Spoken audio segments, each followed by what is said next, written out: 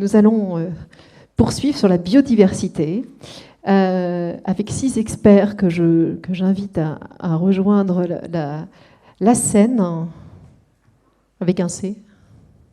Asseyez-vous, je vais vous présenter les uns et les autres. Et c'est vrai, oui, alors vous pouvez peut-être même vous rapprocher d'un cran parce que j'ai appris il y a... Oui, bah, très bien, c'est parfait. Non, j'ai appris juste au dernier moment, non, c'est parce que l'un de nos participants sera finalement à distance si on arrive à établir une connexion qui marche. Donc, tout à gauche, Fabienne Laure, vous êtes chef de mission ancrage territorial chez EDF, division production nucléaire, CNPE, ça veut dire centrale nucléaire, de Nogent-sur-Seine. Bonjour Fabienne. À vos côtés, Amélie Depay, qui travaille aussi chez EDF avec vous, et qui aura un angle un peu différent. Donc vous êtes ingénieur environnement et biodiversité, aussi à la centrale nucléaire de Nogent-sur-Seine. À vos côtés, Jean-Marie Bouchel, vous êtes professeur à la Sorbonne Université et vous avez été longtemps directeur du programme Pirensen. Alors la question qui a été posée tout à l'heure, je vous la reposerai. Pirensen, pour mémoire, c'est un programme interdisciplinaire de recherche sur l'eau et l'environnement du bassin de la Seine. À vos côtés, Bernard Breton. Vous êtes président de l'Association régionale des fédérations départementales de pêche et de protection du milieu aquatique. Et nous reviendrons sur ce que vient de dire Sandrine Rocard, le nombre de poissons dans la Seine. Ça, vous vous y êtes penché de très très près. Carl Glussina, vous êtes directeur des usines, services et innovations au sein de Suez Eau France, région Paris-Seine-Ouest.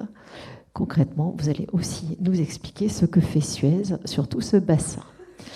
Alors, merci à tous les 5. On va faire un petit essai. Est-ce qu'on peut avoir un espoir de contacter Michel Brulin, coordinateur à l'OPIE des inventaires nationaux d'insectes aquatiques, spécialiste des éphémères? Oui, ça marche. Bonjour monsieur. Alors, on vous voit de nuit en contre-jour, mais on vous voit.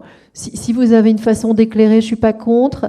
Et si vous enlevez... Merci de m'accueillir en distanciel. Bonjour. Si vous avez une lampe en plus, je ne suis pas contre. Mais sinon, bonjour, et on essaiera de vous glisser dans notre débat. Alors, on a déjà pas mal parlé bilan depuis le début de cet après-midi. On a parlé de l'amélioration de la qualité de l'eau. Moi, j'ai envie de vous poser la question très concrètement. Les poissons, est-ce qu'il y en a de plus en plus ? Oui, c'est pour vous. C'est bon ? Ça va marcher, tout à fait. Bernard Breton, les poissons. Alors, les poissons, quand on s'occupe de poissons, on part avec un gros désavantage. Ce sont des animaux qu'on ne voit pas. Quand on les voit, c'est qu'ils sont dans l'assiette ou alors qu'ils sont morts pour cause de pollution. Donc, on part avec ce gros désavantage. En plus, ils vivent dans un milieu qui est totalement hostile et qu'on ne connaît pas. Ils ne respirent pas de la même façon que nous. Ils ont froid, ils sont pleins de mucus, ils sont pleins d'arêtes. Enfin, ils ont tous les défauts du monde. Et même que certains diraient qu'ils sont inexpressifs et que ce sont des vertébrés, disons, primaires. Mais quand on va chercher un petit peu plus loin, qu'on essaie de comprendre, on s'aperçoit qu'ils se débrouillent très très bien dans leur milieu et que si on était dans leur milieu, on serait très très embêtés pour survivre. Les poissons de la Seine, on a cherché dans les images du Moyen-Âge, sur les marchés poissons qui étaient les peintures qui présentaient des poissons, on a trouvé une douzaine d'espèces. Il nous en manque certainement parce qu'il y a des espèces qui sont assez proches et qui ne sont pas faciles à distinguer. Moyen-Âge, ça a été la grosse période des pollutions. Non, ça date pas d'aujourd'hui. Le poisson mourait, mais bon, ça se retapait gentiment parce que tous ces milieux ont des capacités de résilience importantes. Et puis est arrivée la guerre, le reste après la guerre, et les pollutions qui sont devenues des choses, des événements qui n'en étaient plus. La création des agences de l'eau a permis de commencer c'était en 64, à améliorer la situation. La dernière grosse pollution en Seine, 1995. Ça fait quand même 25 ans, 26 maintenant. Ça se produisait régulièrement, alors tous les ans, au moment du tournoi de tennis de Roland-Garros, parce que c'est là où on déploie les bâches parce qu'il y a un orage, et les égouts de Paris étaient lavés, plus d'oxygène dans l'eau, et le poisson mourait. 500 tonnes quand même en 1995, mais les années précédentes, c'était 200, 300, 400 tonnes. Et bon, il n'y a pas chez les poissons, comme ailleurs, de génération spontanée. 95, c'était très bien parce que c'est arrivé en plus le vendredi soir. Vous imaginez le week-end sur la Seine, et tout le monde a été réquisitionné pour ramasser les poissons qui mouraient. Aujourd'hui, à l'époque, il y avait, on dit, 5 espèces de poissons en Seine, c'est-à-dire les plus résistantes, l'anguille, la brème, essentiellement un peu de gardon, quelques brochets et quelques cendres. Aujourd'hui, on est à minimum 35 espèces. Dans les 35 espèces, alors on va citer quelques-unes, mais les plus symboliques, c'est-à-dire des espèces migratrices, comme les aloses, qui remontent en grand nombre dans l'estuaire et même très en amont. Et puis en 2010, oui, c'est en 2010, au mois d'août, il y a eu beaucoup de pluie et la Seine était très haute. Et on a assisté à une remontée de saumon en Seine. Au mois d'août, l'agence France Presse s'est préoccupée de ça, et je peux vous assurer qu'on a fait des télévisions sur télévision et radio sur radio pendant un mois en disant le saumon traverse Paris. Oui, il y en a quelques-uns. Entre nous, ils étaient quand même, c'était des poissons égarés. Hein. Ils s'étaient un peu trompés de rivière. Mais ils ont tenu le choc quand même pendant un certain temps. Aujourd'hui, donc, 35 espèces et d'une manière très diversifiée avec des espèces qui sont quand même peu résistantes à la pollution. Michel Brulin, alors vous, on disait que les poissons, on les voyait peu. Vous êtes un spécialiste des insectes et en particulier des insectes éphémères. Je pense que tout le monde ne les note pas non plus sur la scène. Qu'est-ce que vous pouvez nous en dire de la biodiversité? Qu'est-ce que vous pouvez nous dire de la biodiversité des insectes et de sa progression sur ces dernières années? Oui, avec les insectes, c'est encore beaucoup plus compliqué qu'avec les poissons, parce que d'abord, on ne les voit pas non plus. Et ils sont très petits, c'est de quelques millimètres à tout au plus 1 ou 2 centimètres. Et en plus, les poissons les mangent. Alors, rendez-vous compte la difficulté. Bon, en réalité, ce qui se passe, c'est que les écosystèmes aquatiques sont le final de tous les désagréments que vont subir les écosystèmes terrestres. Ce qui veut dire que tout ce qui se passe sur les berges va se retrouver un jour ou l'autre dans l'eau. Et donc, évidemment, la faune aquatique va subir de plein fouet tout ce qui se passe à côté. Alors, sur le bilan, il est évident que c'est assez compliqué de faire un bilan en nombre d'espèces. Disons que le déclic numéro 1, ce sont les années. Bon, d'abord, on a eu des pollutions de type organique, dues donc à tous les effluents domestiques et surtout donc les effluents urbains. Donc ça, c'était au siècle dernier, et en particulier donc les années 70-80 ont accumulé à ces effluents, ont accumulé l'agriculture intensive, donc avec toutes les pollutions qui en découlent. Et puis globalement, les stations d'épuration ont commencé quand même à être un petit peu actives. Vous connaissez donc le fameux mot de Monsieur le Président Pompidou qui disait industrialisons la France, on dépolluera ensuite. On a commencé donc à dépolluer et donc on constate quand même, il faut le dire, que depuis une vingtaine d'années, la pollution de type organique est quand même résorbée. Donc ça Le système est un petit peu amélioré, c'est-à-dire que c'est vrai qu'on retrouve de place en place, en particulier donc en Seine, que ce soit à l'amont immédiat de Paris ou à l'aval de Paris. On retrouve une ou deux espèces qui avaient totalement disparu, qui ne sont pas exceptionnelles, mais qui sont des espèces qui sont un peu plus sélectives que les espèces les plus communes. Donc, autrement dit, il y a une certaine amélioration, mais on est encore très loin du compte, puisque votre précédente intervenante parlait d'un réseau de surveillance. Ce réseau de surveillance qui s'est mis en place avec la DCE, donc avec la directive européenne, et évidemment, on a pris comme base un état qui était déjà dégradé. Bon, donc, mais disons que les espèces les plus communes, elles résistent encore un petit peu et on a une amélioration de place en place.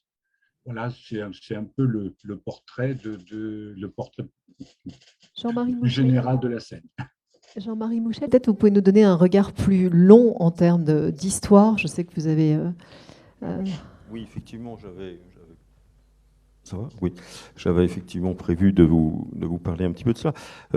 Donc, dans les équipes du programme Pierre Hansen, donc je dirigeais il y a un certain temps, effectivement, essaye d'avoir une vision d'assez longue durée. Et notamment, on a en ce moment un projet qui s'appelle Consacre, qui est financé par la région, l'agence de l'eau, qui cherche à comprendre les raisons pour lesquelles notamment les poissons migrateurs dans les parties aval de la Seine migrent mieux maintenant qu'avant, mais quand même on arrive à avoir un saumon une fois tous les 10 ans peut-être, mais il n'y en a pas encore beaucoup. Donc des questionnements sur ces sujets-là. Ce qu'on sait, c'est que ces espèces migratrices, par exemple le saumon, à l'ose, lamproie, pour citer 3 espèces typiques, au Moyen-Âge, remontaient jusque dans la Cure, dans le bassin de l'Yonne, dans le haut bassin de l'Aisne, dans le haut bassin de la Marne. On sait aussi que les premiers effets sur les saumons se sont fait sentir vers la fin du Moyen-Âge avec la multiplication de moulins, puisqu'il fallait moudre le grain par une force motrice liée à l'eau. Donc c'était les premiers impacts finalement. La qualité de l'eau en certains endroits pouvait être critique, mais on pense que c'était plutôt lié à cela. Et ensuite, le gros impact, l'impact majeur, ça a été la mise en œuvre de barrages destinés à naviguer sur la Seine. Dans les années 1970, on avait remplacé les petits barrages par des plus grands barrages pour qu'il y en ait moins, et les passes à poissons n'ont commencé à être construites qu'à justement à partir de cette époque-là. Donc il y a eu plusieurs dizaines d'années, avant-guerre, après-guerre, où les poissons ne passaient plus.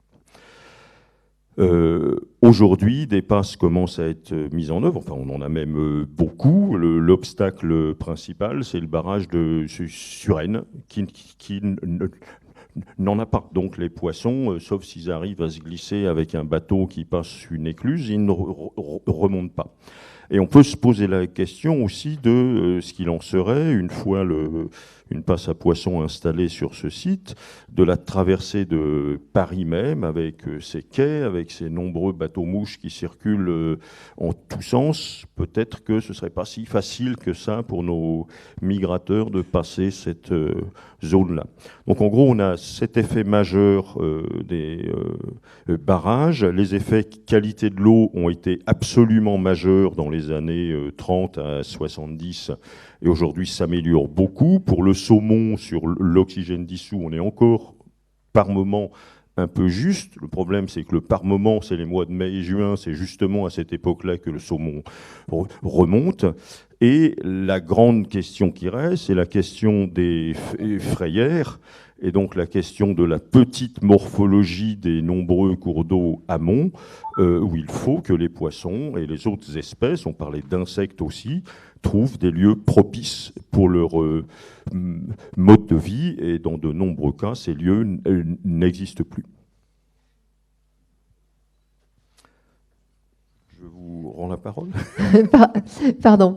Je voulais justement demander aux entreprises que vous représentez, comment est-ce que vous prenez en compte la biodiversité aujourd'hui?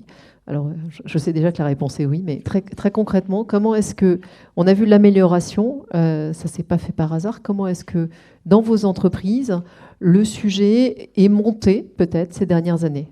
Fabienne.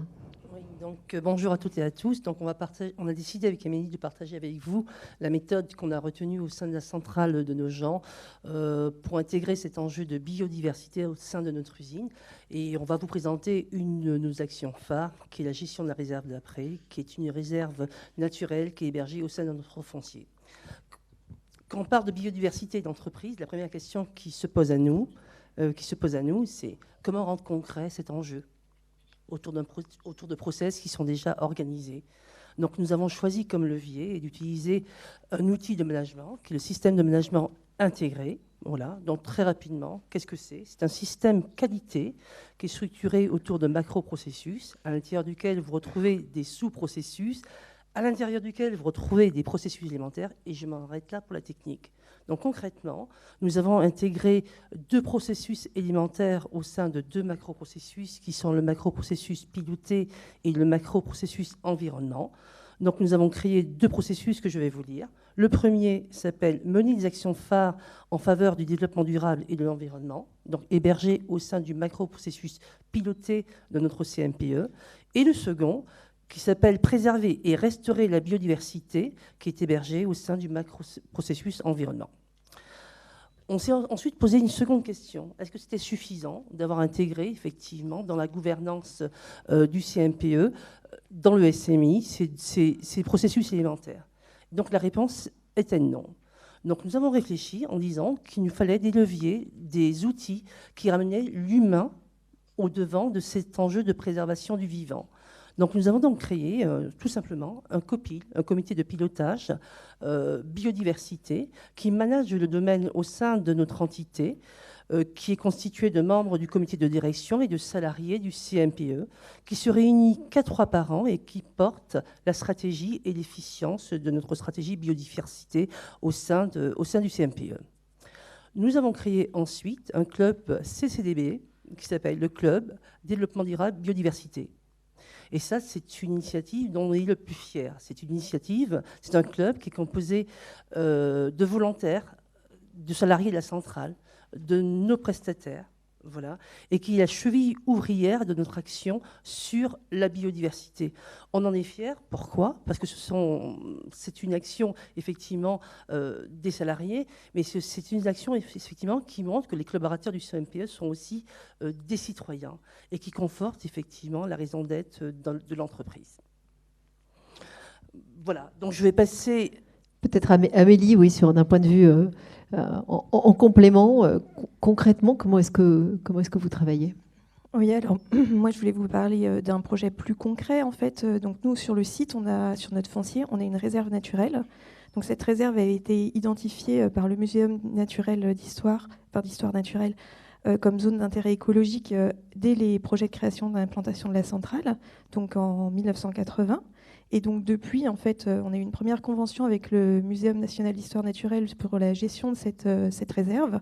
Et depuis 92, on est passé en gestion par une convention avec une association locale qui s'appelle l'Association Nature du Nogentais, qui nous aide à surveiller en fait, un peu l'évolution de notre réserve. Donc notre réserve fait 32 hectares. On a 28 hectares en zone humide, enfin un chenal en fait, qui est là pour gérer l'évacuation des crues, et sur lesquels on a installé des radeaux et des îlots de nidification pour permettre à certaines espèces d'oiseaux de s'installer, notamment les sternes, par exemple Pierre-Garin, qui viennent nidifier sur notre chenal d'évacuation des crues. Et on a une zone humide en fait, de 4 hectares sur laquelle l'association Nature du Nogentais fait des inventaires réguliers. Et donc sur cette réserve, on a une roselière, on a des mares, on a des espaces boisés. Et depuis 2001, où on a des inventaires très, très précis, en fait, on a recensé à peu près 130 espèces d'oiseaux et 48 espèces d'insectes. Donc c'est intéressant et on s'assure régulièrement que nos espèces sont bien préservées. Et là, actuellement, on a un projet un peu spécifique sur les mares, puisqu'on a des mares dans notre réserve. Et les mares ont une tendance à s'envaser. Donc, on a pour objectif, avec notre partenaire, donc l'association Nature du Nogentais, de travailler sur la réouverture des mares, puisque c'est des écosystèmes riches et qui sont importants pour la biodiversité. Merci beaucoup. Alors, Carl Lucina, chez Suez, hein, vous aussi, je crois que vous travaillez sur les mares. Il faut vraiment le coller au... Non, pas encore, oui, c'est bon. Donc, effectivement, je vais centrer mon propos sur l'activité de la production d'eau potable pour vous donner ce regard, sachant que chez Suez, bien entendu, nous faisons l'assainissement, mais ce n'est pas mon domaine. Donc, je vais vous expliquer un petit peu comment nous, on travaille sur ce sujet très large de la biodiversité. Donc, le premier, c'est qu'effectivement, en tant qu'exploitant d'usines d'eau potable, nous sommes à la fois utilisateurs de la Seine, mais également un observateur privilégié. La Seine, c'est notre ressource qu'on peut utiliser soit en direct, comme sur l'usine du Mont-Valérien, pour les gens qui sont plutôt de la région parisienne, qui est une usine de notre client Sénéo, où on va utiliser cette eau en direct, ou alors sur d'autres usines de la boucle de Seine ou de Louvciennes, où on va utiliser de façon indirecte la Seine pour la traiter, la réinjecter pour les nappes et l'aquifère. Donc nous avons différentes utilisations de cette Seine. La Seine, c'est clairement notre ressource, c'est aussi notre matière première. Donc, bien entendu, logiquement, nous faisons un suivi aussi très important de sa qualité. Qualité, effectivement, qu'on suit depuis très longtemps, puisque nos infrastructures, en tous les cas, en Ile-de-France, sont très historiques. Et à partir de ce regard-là, effectivement, il a évolué dans le temps par les méthodes analytiques, mais aussi, bien entendu, par les contraintes réglementaires. Alors, ça a été dit par Madame Rocard, c'est clair qu'on fait le même constat. Hein. La Seine s'est très largement améliorée au cours du temps et bien entendu, on est tous alignés sur le fait que c'est bien les systèmes de collecte et d'assainissement, de traitement d'assainissement qui ont contribué à cette forte amélioration. Et je vais effectivement, je voulais dire, c'est que je peux en faire preuve parce qu'en fin de compte, nos infrastructures de production d'eau potable, qui ont surtout évolué dans les années 1980, en fin de compte, depuis, ont très peu évolué en termes de traitement. Ce qui veut dire, c'est qu'effectivement, nous avons aujourd'hui, je pourrais le dire aussi comme ça, c'est que les contraintes réglementaires en termes de qualité d'eau se sont durcies, mais par l'effet que la Seine s'améliore, en fin de compte, nous n'avons pas eu à faire évoluer nos infrastructures de traitement en conséquence, ce qui est effectivement un point excessivement positif. Par contre, depuis les années, je dirais 2000, on s'est attaché à regarder la qualité de l'eau sous un nouveau volet qui était toute la partie des matières organiques. Et donc aujourd'hui, effectivement, nous avons une surveillance accrue sur tous les paramètres qu'on dit émergents.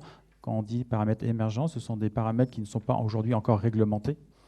Donc on a parlé tout à l'heure, c'était évoqué les médicaments, les hormones, les paramètres qui viennent de l'industrie, des plastifiants et autres. Donc on va effectivement avoir une surveillance accrue de ces paramètres-là dans nos procédés, déjà pour anticiper, faire des évolutions.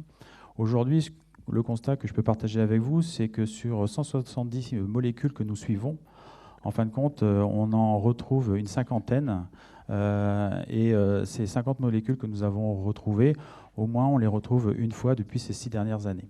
Donc c'est quand même quelque chose d'assez marquant. Donc voilà, les évolutions de techniques analytiques montrent effectivement qu'on peut aller aussi toujours plus bas en termes de seuil de quantification. Donc on retrouve toujours plus de paramètres, mais en tous les cas, ce sont vraiment dans des traces. Et puis quand même, je tenais à vous dire, même si ce n'est pas l'objet de la discussion d'aujourd'hui, c'est que effectivement, les systèmes de traitement nous permettent effectivement d'avoir une eau, en tous les cas, qui n'a aucun risque sanitaire, même s'il reste quelques traces effectivement de composés émergents dans la qualité que l'on peut distribuer. Donc ça, c'était le premier volet sur la partie qualité. Ensuite, nous avons effectivement aussi à cœur la protection de la ressource. Nous l'utilisons, nous devons également la protéger. Et par rapport à cela, nous conduisons aujourd'hui un programme ambitieux avec l'Agence de l'eau et puis la communauté urbaine du Grand Paris Seine-et-Oise qui vise effectivement à protéger nos ressources. Par rapport à ça, donc, nous avons des actions concrètes, un projet vraiment très concret qui vise à réduire les intrants, notamment agricoles, les phytosanitaires, mais également les engrais, pour éviter effectivement la dégradation de nos ressources sur les périmètres de prélèvement.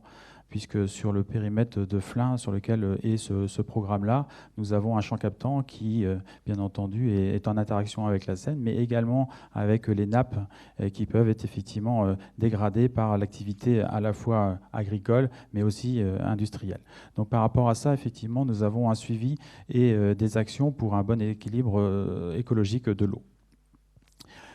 Et en termes d'illustration, on va même au-delà, puisqu'aujourd'hui, nous développons, en tous les cas, nous avons un programme, ce que l'on appelle de paiement pour services environnementaux, c'est-à-dire que Suez va effectivement contribuer à des changements de pratiques agricoles en financement des actions auprès directement des agriculteurs pour que, plutôt que d'utiliser ou faire des cultures avec des forts taux d'intrants, effectivement, ils changent leurs pratiques de façon à réduire les quantités de phytosanitaires ou d'engrais sur ce périmètre-là, et qui protège effectivement notre nappe, mais également, vous savez bien que la nappe contribue à l'alimentation de la Seine, donc toute réduction de la nappe et d'intrants va effectivement aussi contribuer à une meilleure qualité d'eau de la Seine. Et puis le dernier point, bien entendu, nous sommes partenaires des collectivités et bien entendu, nous travaillons aussi dans l'amélioration du cadre de vie. Pour cela, un exemple, c'est la Coulée Verte. C'est un site qui est sur le site de Croissy, que l'on a inauguré en 2006, où effectivement, nous avons une riche diversité de biodiversité. Et sur ce site, effectivement, qui est au cœur d'une zone très urbanisée, effectivement, nous avons pu développer une zone protégée où nous avons effectivement un certain nombre aussi d'espèces qui sont présentes, et on a pu effectivement avoir l'ensemble du site qui aujourd'hui est labellisé éco-jardin. Donc voilà ces différents aspects que l'on peut mener. Tout à l'heure, on a parlé de la prise de conscience climatique. Est-ce qu'on peut dire qu'il y a eu une prise de conscience en matière de biodiversité, à la fois des entreprises, des particuliers? Est-ce que c'est un sujet qui est devenu maintenant, Fabienne? Oui, on peut dire que côté entreprise, que cet enjeu complexe, les entreprises le comprennent de plus en plus. Les entreprises comprennent que ce risque, que la biodiversité, à l'instar du climat, est un risque émergent, à l'instar que la ressource en eau, que les pandémies, ça redéfinit la pyramide des risques majeurs, des risques naturels, et que ces enjeux doivent être pris au bon niveau de la gouvernance de nos organisations, que ces enjeux sont sociétaux également, mais aussi des enjeux de business. Aussi. Quand on parle de biodiversité, on parle aussi effectivement d'enjeux business pour les entreprises. Certains appels d'offres sont soumis effectivement à des conditions de prise en considération de ces enjeux environnementaux, donc ça devient important. L'accessibilité à des emprunts à taux optimisés aussi est conditionnée par la finance verte. Donc peu importe le bout dans lequel on prend cet enjeu biodiversité, soit on le prend comme un enjeu sociétal, comme un enjeu citoyen ou comme un enjeu business, quoi qu'il en soit, il faut qu'on s'en occupe, peu importe la raison pour laquelle on s'en occupe. Jean-Marie, vous avez senti cette évolution? Je ne sais pas si c'est très, très utile. Mais oui, je dirais que c'est délicat parce que le changement climatique, on a su identifier quelques messages et quelques signaux forts. Il fait plus chaud, voilà, ça tout le monde le sait. Il y a des orages plus fréquents, ça c'est moins évident à sentir, mais si on regarde des statistiques un peu longues, on va le voir. La biodiversité, c'est quelque chose de très multiforme. C'est à la fois certaines espèces cibles, des espèces comme le saumon par exemple, ça parle, mais c'est aussi une multiplicité de tout petits insectes dont parlait M. Brulin, qui parlent beaucoup moins.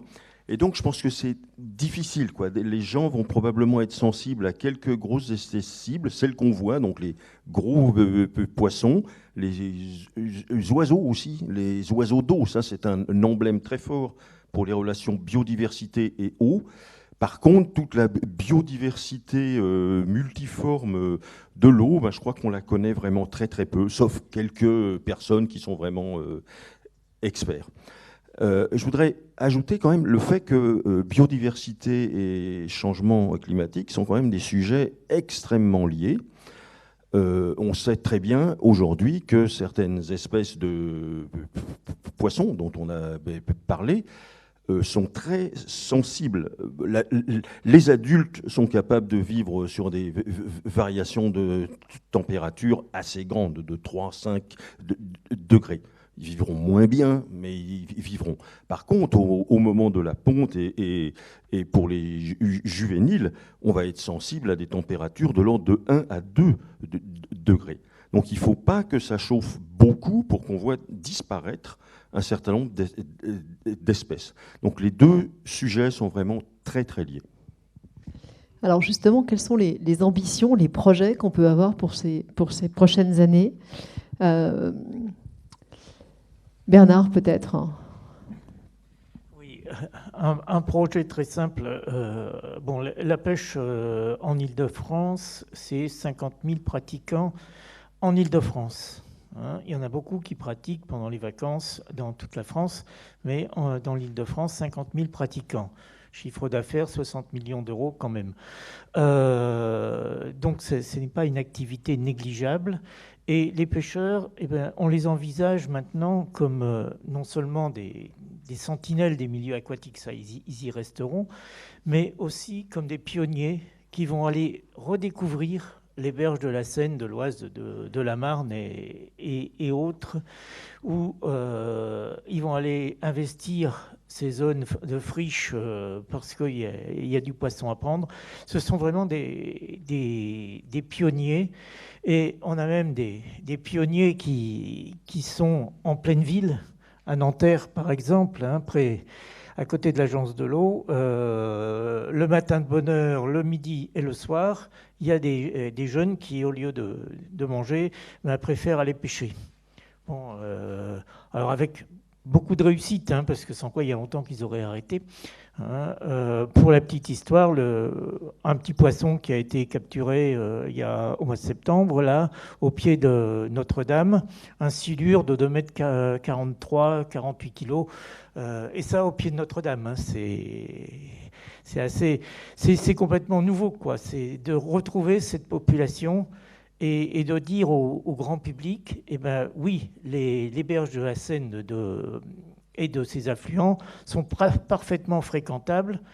Et le samedi après-midi, au lieu de vous avachir dans votre canapé devant la télé, allez voir et vous trouverez plein de bonheur à ça.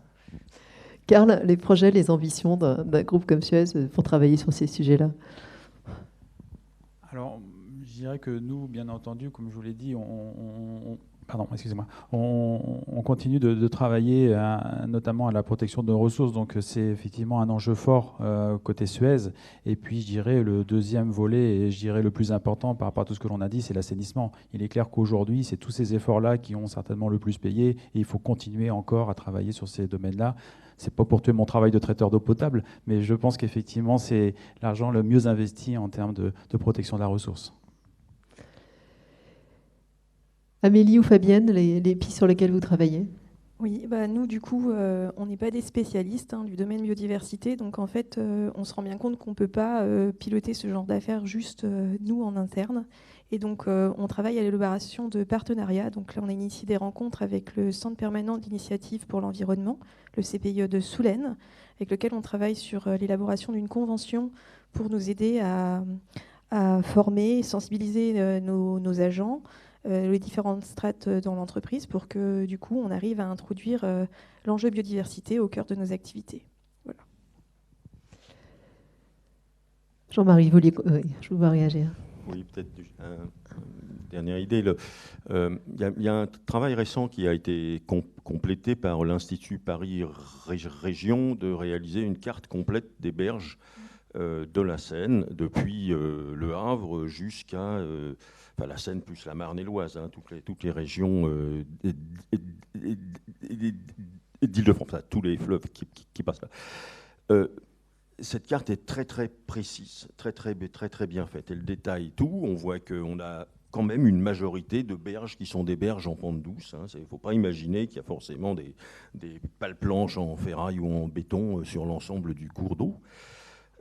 Mais ce que cette carte indique aussi, et qui est très très marquant et très fort, c'est que la Seine et les autres fleuves, ce n'est pas seulement un cours d'eau.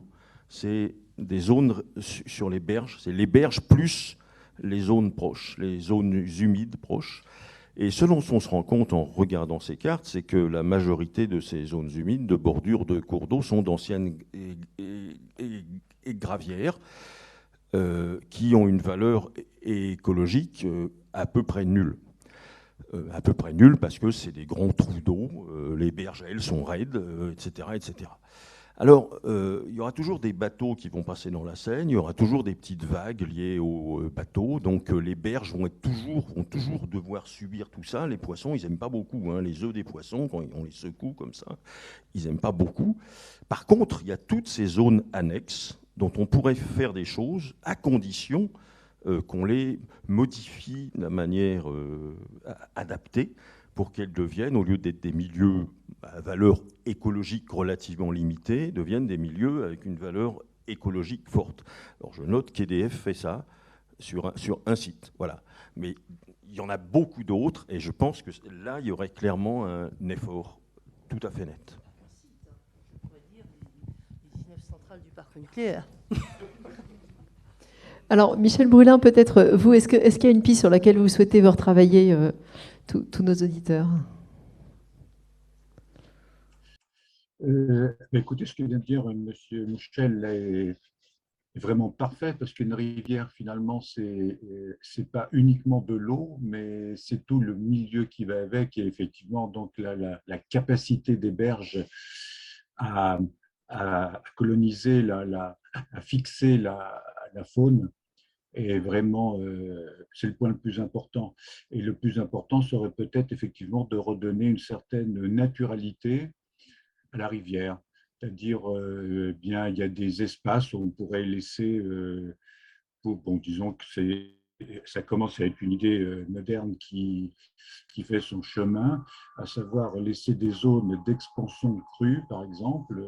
Ça pourrait être une bonne chose, de manière à ce que la rivière, à ce que le cours d'eau retrouve une vie.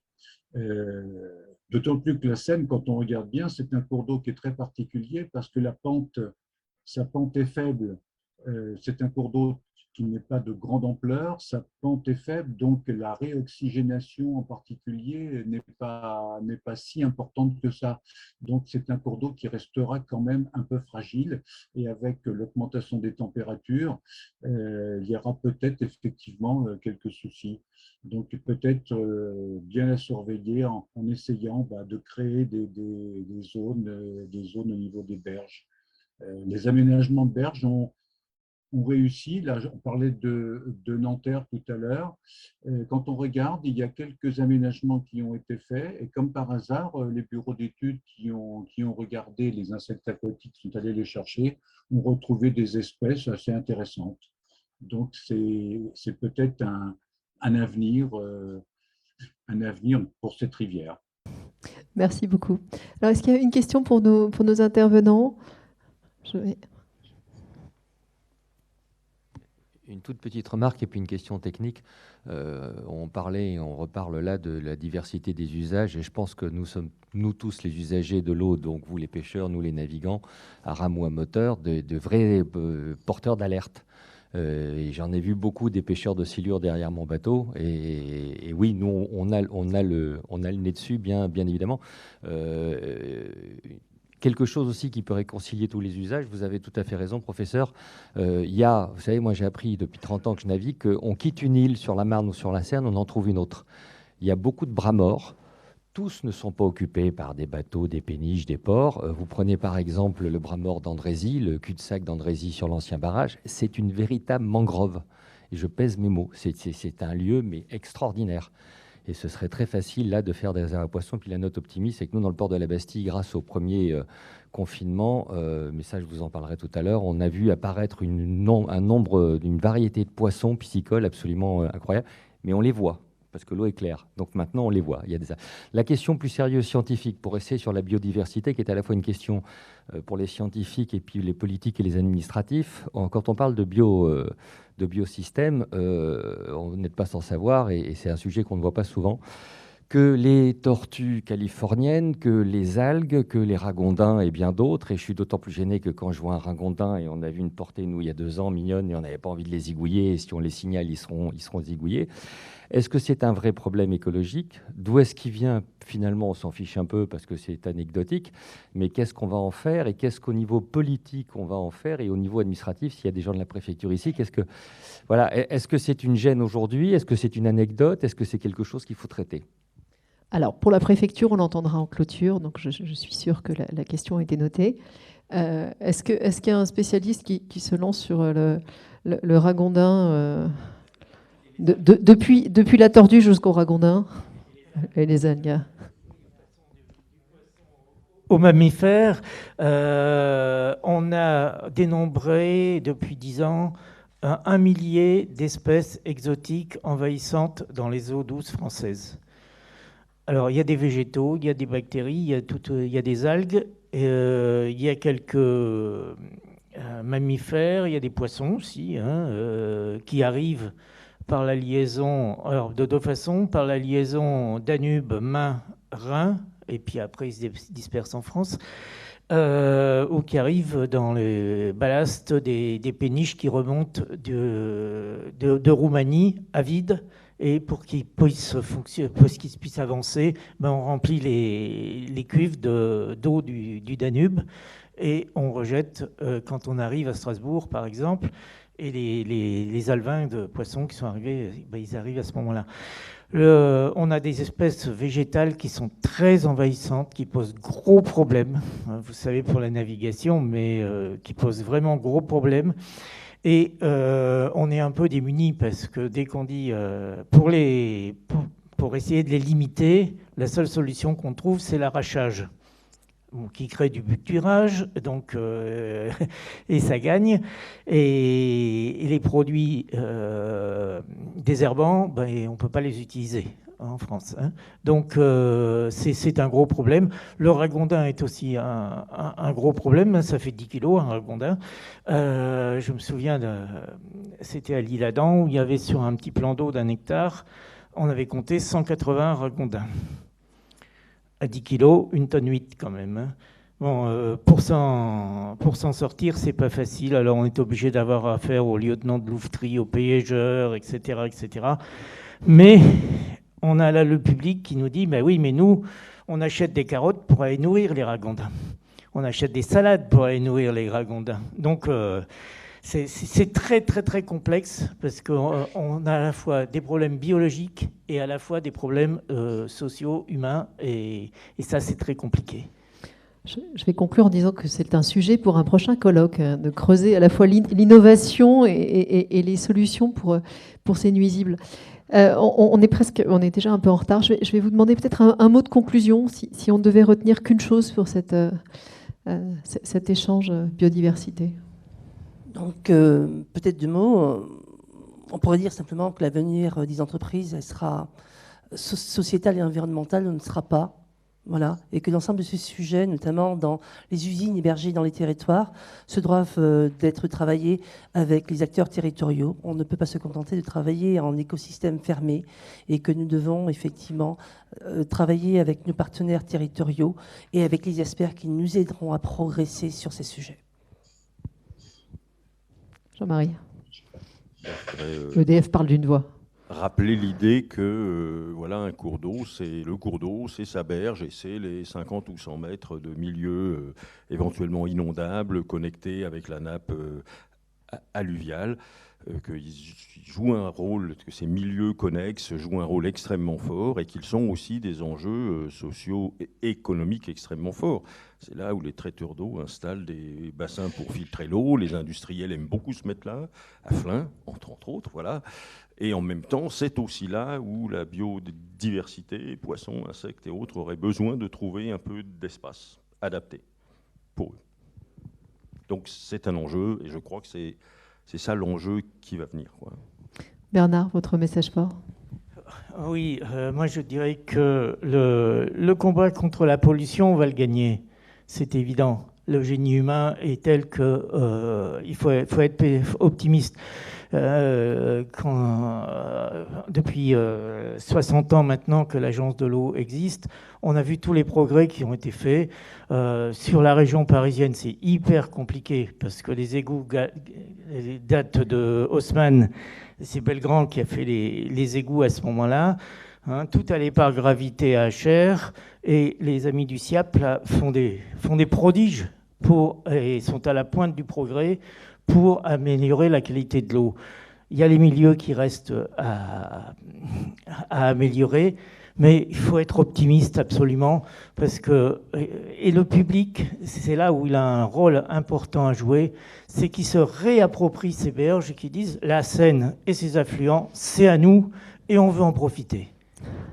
Karl, votre message fort en conclusion. C'est difficile de passer après.